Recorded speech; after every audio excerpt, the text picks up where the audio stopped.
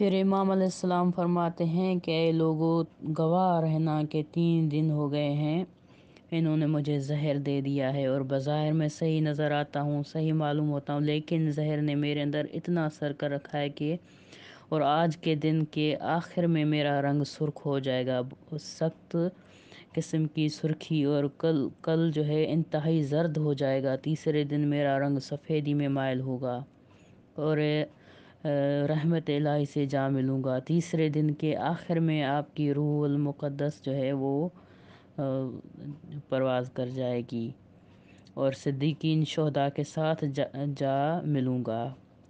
تو اس کے بعد جو ہے امام علیہ السلام کی جو ہے شہادت واقع ہو گئی۔